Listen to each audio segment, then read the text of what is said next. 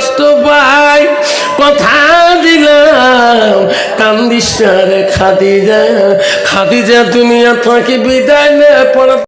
একটা মেয়ে হঠাৎ করে পড়ে গেছে, সেটা কি আল্লাহ মাফ করে দিবে? আল্লাহর নবী বললেন, আলী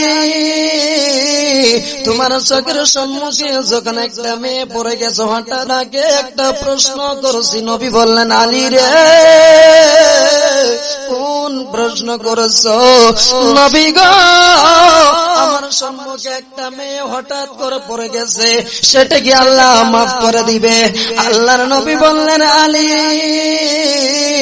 তোমার চোখের সম্মুখে যখন একটা মেয়ে পড়ে গেছে, হঠাৎ করে তুমি চোখের সঙ্গে সঙ্গে চোখের পাতাটি নিচের দিকে নামিয়ে দাও, আল্লাহ ওটা মাফ করে দিবে।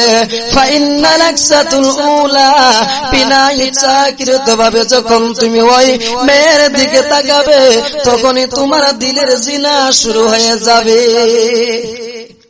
আল্লাহর নবী বললেন, হুজুর আমার চোখের সম্মুখে যখন একটা মেয়ে পড়ে গেছে, আমি কি চোখটাকে আমি কি নিচের দিকে ফেলবো? আর আমার কি গুনাহ হবে সেখানে? আল্লাহর নবী বলছেন, না তোমার গুনাহ হবে না।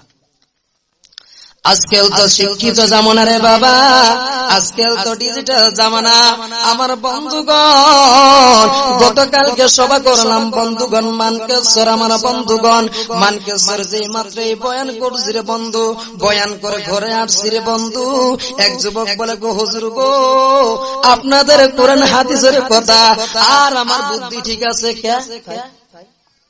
হুজুর কোরআনে নিষেধ আছে একবার দেখা যায় আছে, দ্বিতীয়বার দেখা যায় নাই, তাহলে হুজুর এমন ভাবে দেখবো আমি একবার আধা ঘন্টা পর্যন্ত দেখবো,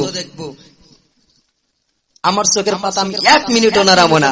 আল্লাহ বললেন, আল্লাহ রাব্বুল আলামিন বললেন যে বর্তমান জামানায় আল্লাহ রাব্বুল আলামিন ব্রিটিশ আমলের ভিতরে আল্লাহ রাব্বুল আলামিন পবিত্র কোরআনুল কারীমের ভিতরে আল্লাহ রাব্বুল আলামিন বলছেন যে একবারেও দেখা যাবে, দ্বিতীয়বার তুমি দেখতে পারবে না।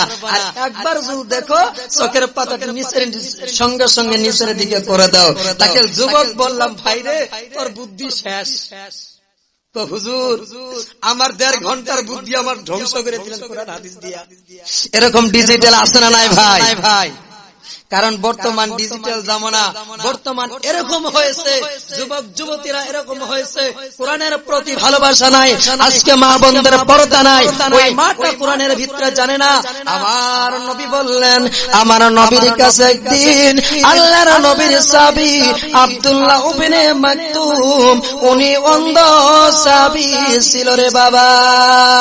আল্লাহর নবীর বাড়িতে যায়, আল্লাহর নবীর সাহাবী আব্দুল্লাহ ইবনে মাকতুম উনি যখন আল্লাহর নবীর বাড়িতে যায়, ওই সময় আল্লাহর নবীর নিকটে হযরত উম্মে সালমা আর